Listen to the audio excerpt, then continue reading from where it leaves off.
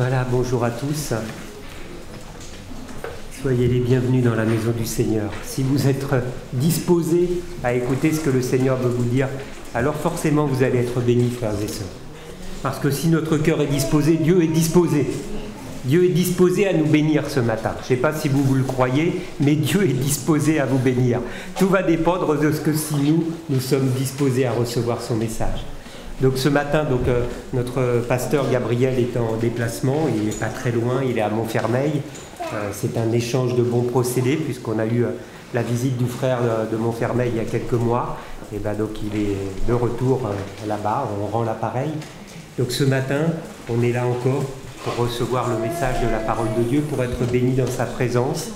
Et c'est vrai que j'aimerais revenir, comme l'a fait tout à l'heure Jean-Fils, sur ce qui s'est passé dimanche dernier, parce que je crois que ce n'est pas quelque chose d'anodin.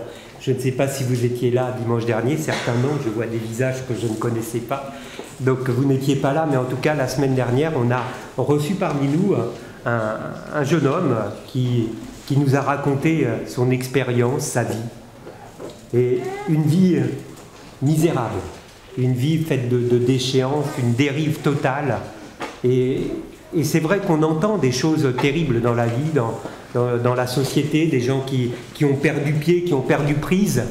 Et on se dit, mais il n'y a aucun espoir pour ces personnes-là. On pense à toutes sortes de systèmes de réinsertion, comment les réinsérer, les mettre dans des établissements spécialisés, essayer de les entourer. Et finalement, on se pose des tas de questions. Cet ami, ce frère désormais, Yanis Gauthier, était donc toxicomane, alcoolique, braqueur de banque, emprisonné. Et il a fait cette rencontre avec Jésus-Christ. Il a fait une rencontre avec Jésus-Christ. Frères et sœurs, quand on réalise d'où vient cette personne, ça veut réellement dire que tout est possible à Dieu. Que nous puissions réaliser, quelles que soient les circonstances par lesquelles vous passez, quelles que soient les circonstances par lesquelles passent peut-être des membres de vos familles, où vous vous dites, mais que pourrais-je faire pour cette personne-là? Croyez bien, frères et sœurs, que Dieu est tout-puissant. Nous ne sommes rien à son égard, mais lui peut tout faire dans notre vie, il peut restaurer notre vie. Et je crois que c'est vraiment un message de bénédiction. J'aimerais, Arnaud, si tu veux bien mettre le texte, que vraiment on puisse réaliser vraiment qu'il n'y a jamais de situations qui sont bloquées de la part de Dieu. Cette promesse figure dans la Bible, si le Fils vous affranchit, vous serez réellement libre. Dieu a tout transformé dans la vie de cet homme. Dans la vie de Yanis, il a restauré sa famille, il a restauré son couple, il en a fait un serviteur de Dieu.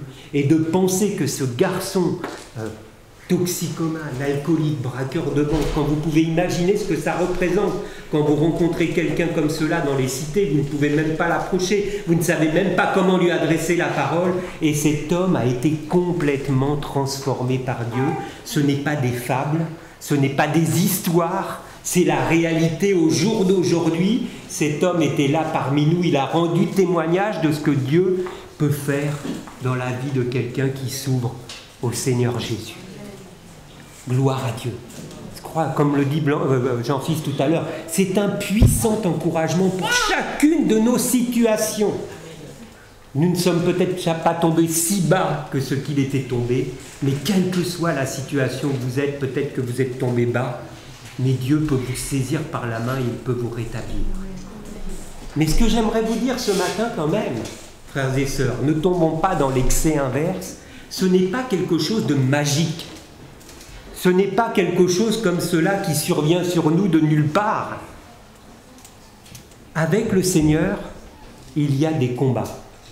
Il y a des combats, que nous le réalisions bien, que nous ne nous bercions pas d'illusions, il y a des combats. Et pourquoi y a-t-il des combats? Mais tout simplement parce que nous avons un ennemi. Qu'on le veuille ou non, nous avons un ennemi, celui qui veut nous écarter de Dieu. Celui qui fera tout pour nous écarter de Dieu, pour nous faire chuter, et lui ne lâchera pas prise. Même lorsque Jésus est dans le désert, le diable est obligé de se retirer, mais dit-il, jusqu'à un moment plus favorable. Le diable ne lâche pas prise ainsi. Et même nous qui avons donné notre vie au Seigneur, sachez bien qu'il cherchera toujours à faire renaître en nous le vieil homme. Il va toujours chercher à faire renaître en nous cette vieille nature que nous avions réussi à abandonner lorsque nous avons donné notre cœur au Seigneur. Il y aura des combats. Nous avons vécu un changement important dans notre vie pour la plupart d'entre nous. Peut-être que certains sont simplement en train de s'approcher du Seigneur. Nous avons, pour beaucoup d'entre nous, fait ce grand changement. Nous avons connu une conversion, un demi-tour, comme on dit, un demi-tour. Ça veut dire que vraiment il y a eu une rupture dans notre vie qui fait que nous avons changé notre façon de voir le monde, notre façon de regarder Dieu, de regarder notre prochain.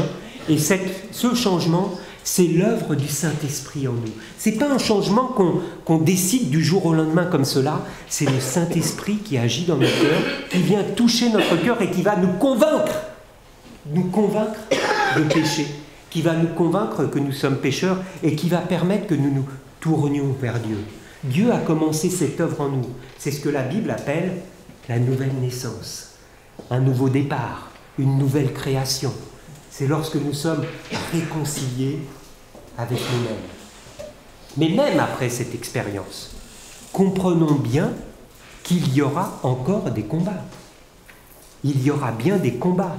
Il y aura même toujours des combats, tout simplement parce que nous vivons toujours avec une opposition dans notre cœur.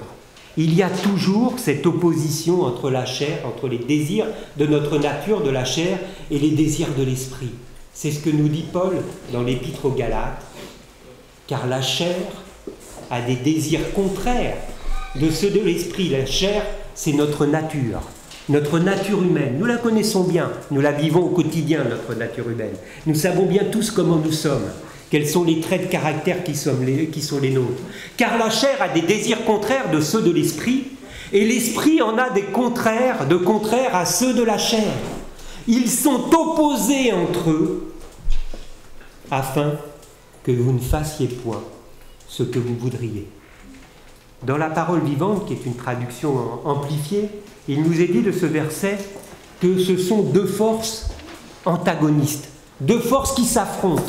Il y a deux forces qui s'affrontent en nous, celle de notre nature et celle de l'Esprit de Dieu qui est en nous, qui veut nous pousser à faire la volonté de Dieu. Il y a ces deux forces qui s'opposent, qui luttent en nous et qui cherchent à maîtriser notre volonté. Elles influencent sans cesse nos désirs.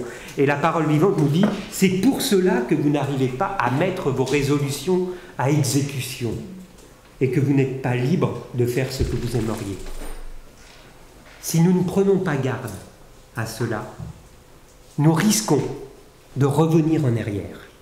Si nous négligeons, si nous sous-estimons la force de notre chair qui est amenée à reprendre constamment, à essayer de reprendre le dessus sous l'action de notre adversaire, alors nous pouvons revenir en arrière. C'est ce qui s'est passé lorsque Paul écrit à cette église en Galatie, aux Galates. Il leur dit, mais êtes-vous dépourvus de sens? Après avoir commencé par l'esprit, voulez-vous maintenant finir par la chair? Comment, pourquoi? Maintenant, finalement, ils avaient commencé à marcher avec Dieu, ils avaient commencé à vivre cette vie où c'est l'Esprit de Dieu qui les guide, qui les conduit, qui les dirige, mais petit à petit, la chair a repris le dessus. Ils sont revenus en arrière, ne comptant plus que sur leur propre force. Ils sont revenus en arrière. Vous savez que je connais bien ce verset, qu'en Christ, nous sommes une nouvelle créature ou une nouvelle création. Et il est rajouté, les choses anciennes sont passées. Mais vous voyez, malheureusement, dans ce texte aux Galates, les choses anciennes étaient réapparues. Si nous ne prenons pas garde, les choses anciennes peuvent très bien réapparaître. Parce que le péché a détruit quelque chose en nous. Il a premièrement détruit notre relation avec Dieu. Mais le péché, il a développé des traits de caractère en nous. Le péché a développé des traits de caractère et des attitudes qui sont néfastes. Et ces attitudes, elles sont en nous. Et nous les connaissons, ces attitudes. Ce sont l'égoïsme, la colère, l'impatience, toutes ces choses, la jalousie, toutes ces choses que nous connaissons, que nous vivons dans le monde, que nous vivons au quotidien. Mais Dieu a, au travers de l'œuvre de Jésus-Christ, au travers de son alliance, au travers du Saint-Esprit qu'il nous a donné, Dieu a commencé à faire une œuvre de restauration en nous. Il a commencé à faire une œuvre de restauration, il a commencé à faire une œuvre qui nous permet d'avoir une vie heureuse, une vie qui lui est agréable, si nous cherchons à être à son écoute, si nous serrons sa parole dans notre cœur, comme ce don spirituel qui a été apporté ce matin. Si nous serrons sa parole contre nos cœurs, alors il va faire cette œuvre, il va continuer cette œuvre de restauration et il va nous permettre d'avoir une vie qui lui est agréable. Non pas une vie pour nous-mêmes, parce qu'une vie pour nous-mêmes, ça ne mène à rien. Vous allez forcément tomber dans une impasse. Non pas une vie par nous-mêmes, mais une vie qui plaît à Dieu, une vie à son service, une vie qui est faite de partage. Comment vivre cela? Comment vivre une vie qui est agréable à Dieu? Comment vivre? Qu'est-ce que c'est même qu'une vie qui peut plaire à Dieu? J'aimerais qu'on lise un texte ce matin dans Jean au chapitre 15 pour essayer de comprendre un peu qu'est-ce qui plaît à Dieu, qu'est-ce que Dieu attend de notre part. On va lire ce texte que pour la plupart vous connaissez bien, mais on va attirer l'attention sur quelques points. Jean, chapitre 15, à partir du verset 1, et on lira jusqu'au verset 8. Je suis le cep, et mon Père est le vigneron. Tout sarment qui est en moi et qui ne porte pas de fruit, il le retranche. Et tout sarment qui porte du fruit, il l'émonde, afin qu'il porte encore plus de fruits. Déjà, vous êtes purs à cause de la parole que je vous ai annoncée. Demeurez en moi, et je demeurerai en vous. Comme le sarment ne peut de lui-même porter du fruit s'il ne demeure attaché au cep, ainsi, vous ne le pouvez pas non plus, si vous ne demeurez pas en moi. Je suis le cep, et vous êtes les sarments. Celui qui demeure en moi et en qui je demeure porte beaucoup de fruits, car sans moi, vous ne pouvez rien faire. Si quelqu'un ne demeure pas en moi, il est jeté dehors comme le sarment, et il sèche, puis on le ramasse, on le jette au feu, et il brûle. Si vous demeurez en moi, et que mes paroles demeurent en vous, demandez ce que vous voudrez, et cela vous sera accordé. Si vous portez beaucoup de fruits, c'est ainsi que mon Père sera glorifié et que vous serez mes disciples. Comment être agréable à Dieu? Ce texte termine en disant « Si vous portez beaucoup de fruits, c'est ainsi que mon Père sera glorifié. C'est ainsi que nous serons agréables au Seigneur. C'est ainsi qu'il sera honoré, que sa gloire pourra paraître. Si nous demeurons en lui, si nous sommes attachés à lui. » Dans ce texte, Jésus nous prévient que si nous ne demeurons pas en lui, nous ne pourrons pas porter de fruits. Jésus nous fait le parallèle avec le sarment et le cep. Si le sarment n'est pas attaché au cep, il sèche. Forcément, le sarment qui n'est plus attaché au cep, il va sécher et forcément, il ne va plus servir à rien. Donc on va même le brûler puisqu'il n'a plus aucun intérêt. Mais dans ce texte, nous avons donc le secret d'une vie heureuse, le secret d'une vie libérée. Demeurez en moi. S'il y a une chose que j'aimerais que vous reteniez ce matin, c'est cette phrase. Demeurez en moi. Demeurez en moi. Ce n'est pas quelque chose qui s'autoproclame. Ce n'est pas quelque chose, j'ai décidé aujourd'hui que je demeure dans le Seigneur. De même, d'ailleurs, que souvent on dit « je t'aime Seigneur ». Je t'aime Seigneur, ce n'est pas quelque chose qui s'autoproclame, c'est quelque chose qui se démontre. Demeurez en moi, ce n'est pas une attitude mystique, comme si on était dans une bulle et qu'on était près du Seigneur. Ce n'est pas ça, de demeurer en moi. Jésus nous le dit dans ce passage. En quoi consiste de demeurer en lui? Au verset 7 de ce texte que nous avons lu, il nous dit « Si vous demeurez en moi et que mes paroles demeurent en vous ». Demeurer en Christ, c'est garder ses paroles en lui. C'est mettre en pratique les paroles de Jésus. Au verset 9, Jésus nous dit « Comme le Père m'a aimé, je vous ai aussi aimé, demeurez dans mon amour. » Demeurer en moi, c'est garder sa parole et la mettre en pratique. Demeurer en moi, c'est être dans l'amour de Christ, c'est essayer de manifester l'amour de Christ au travers de notre vie. Et au verset 10, ici, il nous est dit, « Si vous gardez mes commandements, vous demeurez dans mon amour. » Ce qui montre bien que Jésus nous dit, si vous demeurez en moi, votre vie va être bénie. Si vous demeurez en moi, vous allez porter du fruit. Si vous demeurez en moi, votre vie va plaire à Dieu. Mais demeurer en moi, cela implique un certain nombre de choses de notre part. Demeurer en moi, c'est avoir le désir d'appliquer la parole de Dieu dans ma vie. Demeurer en moi, c'est d'avoir le désir, la détermination de manifester l'amour que Christ a placé dans notre cœur. Parce que la parole de Dieu nous dit que l'amour de Dieu a été répandu dans nos cœurs par l'action du Saint-Esprit. Demeurer en moi, c'est garder ses commandements, parce que je veux mettre en pratique ce que le Seigneur me demande de faire. Demeurer en moi, c'est une attitude, frères et sœurs. C'est une détermination, c'est un engagement que nous prenons pour notre part de plaire à Dieu. Nous devons prendre cet engagement de plaire à Dieu. Nous avons toutes sortes de circonstances dans la vie où nous déplaisons au Seigneur, où l'attitude que nous avons eue déplaît au Seigneur. Mais moi, je peux dire aujourd'hui, je veux demeurer en Christ. Je veux demeurer dans le Seigneur. Je veux plaire à mon Dieu en appliquant sa parole, en appliquant ses enseignements, en appliquant ses commandements. Dans toutes les situations que nous vivons au quotidien, ma nature humaine, la chair, comme le dit ici les textes que nous avons vus, dans toutes les situations que nous vivons, notre chair, notre nature humaine va nous pousser à réagir égoïstement. Elle va nous pousser à nous énerver, à être en colère. Elle va nous pousser forcément à être jaloux de celui qui a réussi quelque chose. Notre nature humaine nous pousse toujours vers ça. Toujours, elle nous pousse vers ça.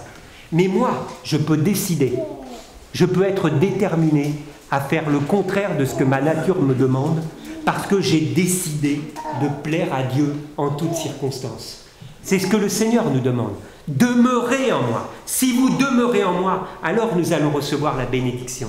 Lorsque Job était dans une situation où il a tout perdu, il a perdu sa famille, il a perdu ses biens, il a tout perdu, il a perdu la santé. Et à ce moment-là, sa femme lui a dit, mais tu n'as plus qu'à maudire Dieu en face. Et Job a refusé cela. Job a refusé. Sa nature humaine aurait dû le pousser à maudire Dieu. Mais Job a décidé de bénir Dieu jusqu'au bout, de plaire à Dieu jusqu'au bout. Et c'est parce qu'il avait cette attitude dans son cœur que Dieu l'a restauré, que Dieu l'a rétabli et que Dieu l'a récompensé, que Dieu lui a donné encore plus que ce qu'il possédait auparavant. C'est une attitude qui découle de notre amour pour le Seigneur, de l'amour que nous portons envers le Seigneur. Le Seigneur, l'amour que nous portons au Seigneur, ce n'est pas des paroles que nous prononçons un dimanche matin. Je t'aime Seigneur. Non, c'est l'attitude de cœur que j'ai qui veut plaire au Seigneur. Il ne suffit pas, et Jésus le dit lui-même dans la Bible, il ne suffit pas de dire Seigneur, Seigneur. Vous vous rappelez de cette parole? Il ne suffit pas de dire Seigneur, Seigneur. Encore faut-il avoir le désir de faire la volonté de Dieu. Encore faut-il avoir le désir de mettre en pratique ce que l'on entend de la parole de Dieu. Jésus, dans ces textes-là de l'Évangile, chapitre 14, nous dit « Si vous m'aimez », est-ce que nous aimons le Seigneur? Oui, j'espère. « Si vous m'aimez », dit Jésus, « alors gardez ma parole. » Si vous m'aimez, gardez ma parole, c'est-à-dire donc mettez-la en pratique. Si vous m'aimez. Et en agissant ainsi, nous démontrons notre amour pour le Seigneur. Nous démontrons notre attachement au Seigneur. Comment démontrer notre attachement au Seigneur? Pas simplement en venant à l'église le dimanche matin. On démontre notre attachement au Seigneur parce que nous avons le désir de mettre en pratique sa parole. Parce que nous cherchons à plaire au Seigneur. Ce frère ou cette sœur ou mon conjoint vient de faire quelque chose qui me déplaît. J'ai envie de me mettre en colère. Mais parce que j'ai le désir de plaire à Dieu, eh ben je ne vais pas me mettre en colère. Parce que Dieu va m'aider. Si j'essaye de plaire à Dieu, Dieu va m'aider. Dieu va agir dans ma vie. Il va m'aider. Et c'est ce type d'attitude que nous devons démontrer à l'égard du Seigneur, démontrer notre attitude, notre désir de lui être agréable. Démontrer notre désir d'être un véritable disciple qui écoute et qui cherche à mettre en pratique. Paul, dans un autre passage, nous dit « Ayez en vous le sentiment qui était en Jésus-Christ. » Ayez en vous les sentiments qui étaient en Jésus-Christ. Vous avez déjà lu ce texte sûrement. Ayez en vous les sentiments qui étaient en Jésus-Christ. Qu'est-ce que cela veut dire concrètement? Avoir les sentiments qui étaient en Jésus-Christ. Je dois me poser la question. Qu'est-ce que Dieu attend de moi dans telle situation? Notre nature nous poussera toujours à réagir vivement, à réagir égoïstement. C'est du concret, hein. L'évangile, c'est du concret. C'est pas un truc qui est dans un livre et qui sert à rien. C'est du concret ce que Jésus nous demande. C'est du concret dans tous les instants de notre vie, dans tous les conflits, dans toutes les situations où nous rencontrons quelqu'un. Parce que la plupart du temps, dès que nous rencontrons quelqu'un, il y a déjà un début de conflit qui apparaît. Là, les relations, c'est pas quelque chose de simple. Et dans toutes ces situations, concrètement, ayez en vous les sentiments qui étaient en Jésus-Christ. Qu'est-ce que Jésus veut que je fasse dans telle situation? Ce n'est pas parce que je suis devenu chrétien que le combat a cessé. Nous nous berçons d'illusions si nous pensons cela. Ce n'est pas parce que je suis devenu chrétien qu'il n'y a plus de combat. Voyez l'église de Corinthe. Lorsque Paul écrit à l'église de Corinthe, ils ont tout reçu. Paul nous dit même en introduction qu'il ne leur manque aucun don. Ils ont reçu tous les dons du Saint-Esprit. Ils sont dans l'église capables de manifester tous les dons et toutes les bénédictions que Dieu a promis, que Dieu a prévues. Et pourtant, qu'est-ce que nous voyons dans cette église? De la jalousie, des divisions, des litiges. Il y a même des chrétiens qui ont des procès devant les tribunaux les uns envers les autres. Il y a de la débauche dans cette église. Et pourquoi? Mais tout simplement parce que la chair, la nature a repris le dessus. Si la chair n'avait pas repris le dessus, il n'en serait pas arrivé là. Comment faire face à cela? Jésus nous l'a dit. Dans ce texte que nous avons lu tout à l'heure, il nous a prévenu, sans moi, vous ne pouvez rien faire. Sans moi, vous ne pouvez rien faire. Si nous ne demeurons pas en Jésus, s'il n'y a pas cette détermination en nous de demeurer en Christ, de demeurer dans sa parole, de mettre en application cette parole, alors nous n'y arriverons pas. La chair va toujours réapparaître. Je dois refuser cette attitude par amour, pour plaire au Seigneur. Qu'est-ce que nous serions amenés à faire pour plaire au Seigneur? Par amour, pour plaire au Seigneur, je dois être prêt à souffrir. Je dois être prêt à endurer des choses qui vont peut-être me déplaire pour lui être agréable. Dans son épître, Pierre, lorsqu'il s'adresse à des chrétiens persécutés, il leur dit: c'est une grâce de supporter, d'endurer des afflictions par motif de conscience envers Dieu. Mais si vous supportez la souffrance lorsque vous faites le bien, c'est une grâce devant Dieu. Dans la persécution, nous ne sommes pas dans la persécution, mais même dans la persécution, c'est une grâce de faire cela pour plaire à Dieu. Il y arrive des fois, je pense que dans notre compréhension, que nous voudrions recevoir, nous aimerions profiter, mais sans engagement de notre part. Nous aimerions vivre comme tous nos concitoyens, mais en plus en ayant les bénéfices de la présence de Dieu. Formidable ça. On vit comme tout le monde et en plus on a Dieu avec nous. Mais c'est une illusion. C'est pas ce que nous dit Jésus. Jésus il nous dit: demeurez en moi. Si vous ne demeurez pas en moi, mais vous ne porterez pas de fruits. Et demeurer en moi, ce n'est pas mystique, hein. C'est bien garder la parole de Jésus dans notre cœur, l'appliquer, la mettre en pratique. Ce n'est pas mystique, hein, parce que des fois on est un peu mystique des fois, mais ce n'est pas mystique, c'est concret. Jésus nous demande de mettre en pratique ces choses-là. Avec cet engagement, alors nous allons aller de l'avant. Si nous avons cette détermination, si nous sommes résolus à plaire à Dieu, alors je vous assure, frères et sœurs, que les résultats vont dépasser tout ce que nous imaginons. Parce que Dieu est puissant. Nous l'avons vu dans la vie de Yanis Gauthier dimanche dernier. Dieu est puissant. Si nous faisons notre part, Dieu est puissant.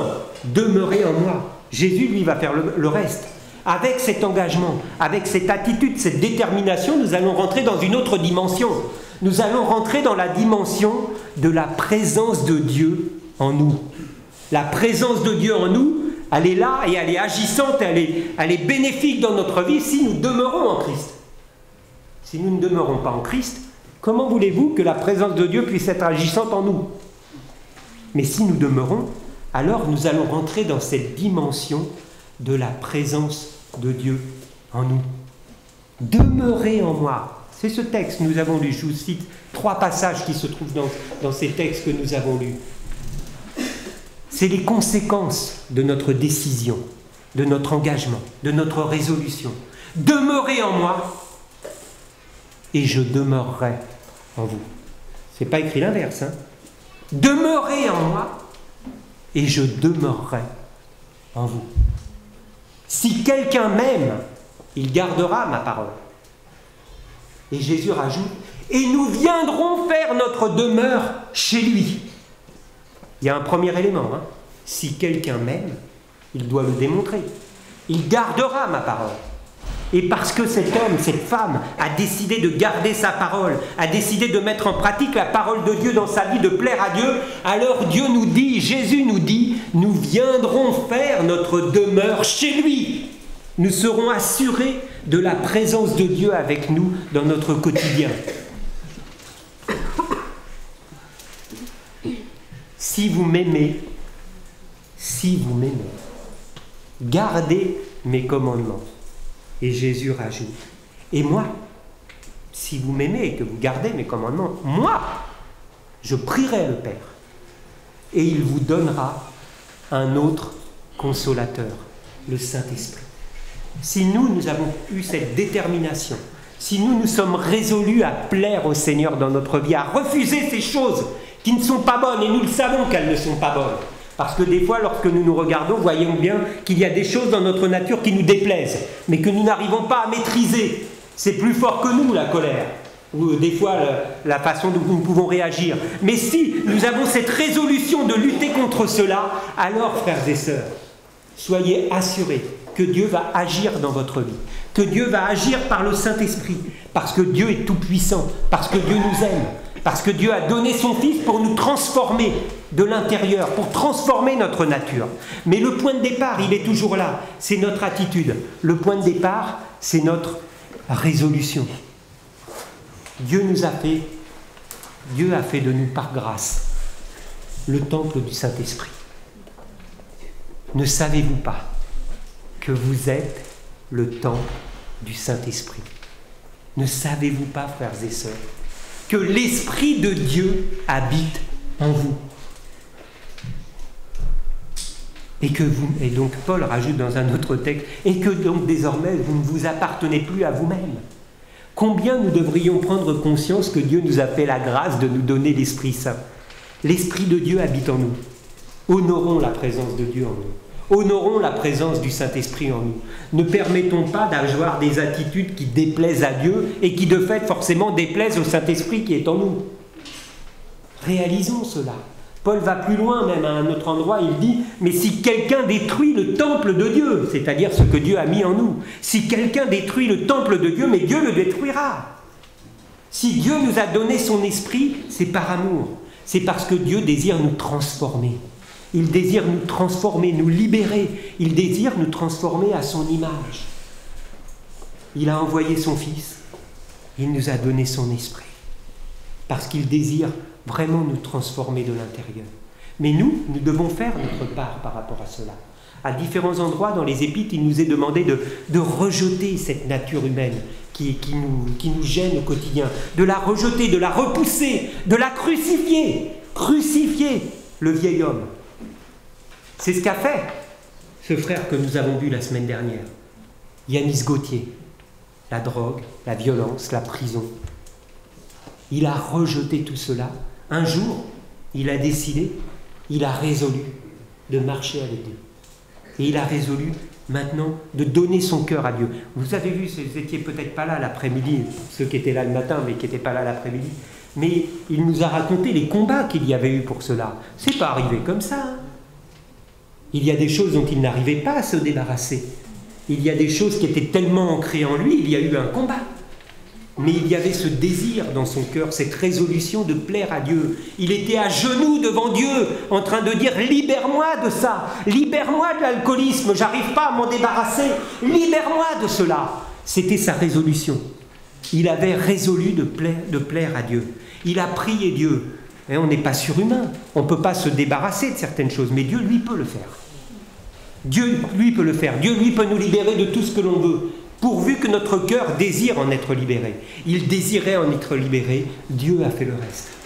C'est pour cela que, dans les Épîtres, il nous est dit, en lui, vous avez été instruits à vous dépouiller par rapport à votre vie passée, par rapport à votre vieille nature, et à revêtir l'homme nouveau, créé selon Dieu.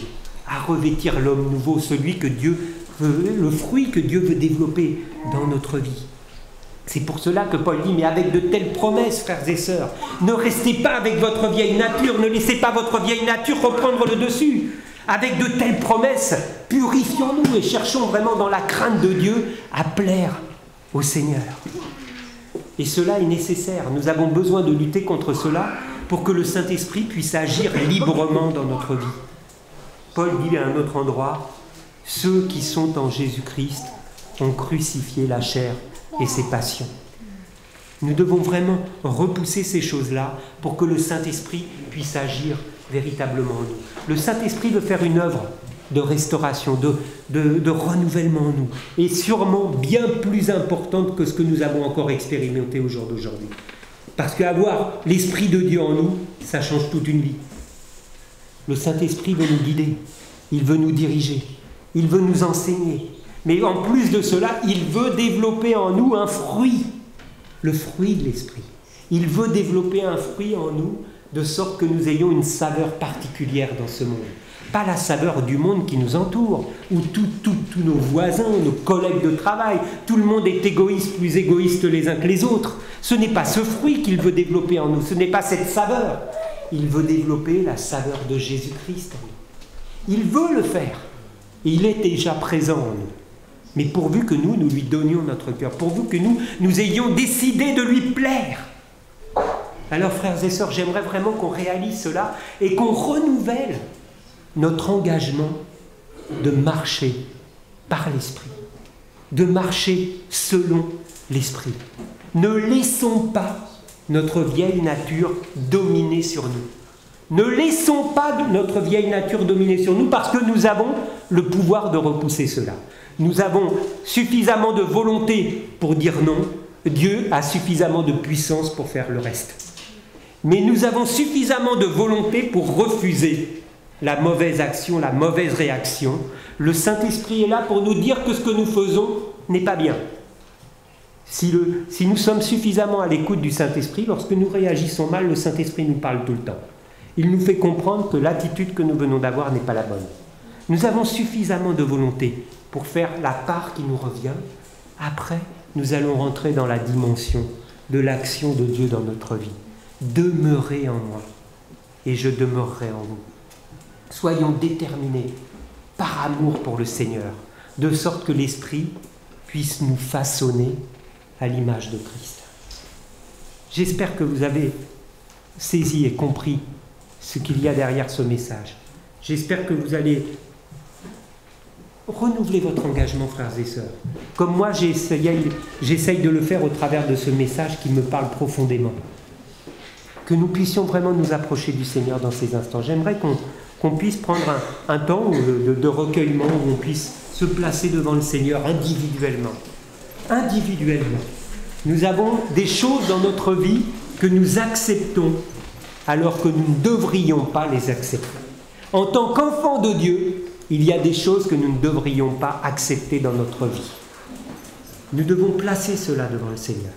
Demander au Seigneur de faire son œuvre dans notre vie, parce qu'il veut faire quelque chose de puissant, bien au-delà de ce que nous vivons au quotidien. Plaçons ces moments devant le Seigneur. Seigneur mon Dieu, je te prie, mon Dieu, par ta grâce, de visiter nos cœurs.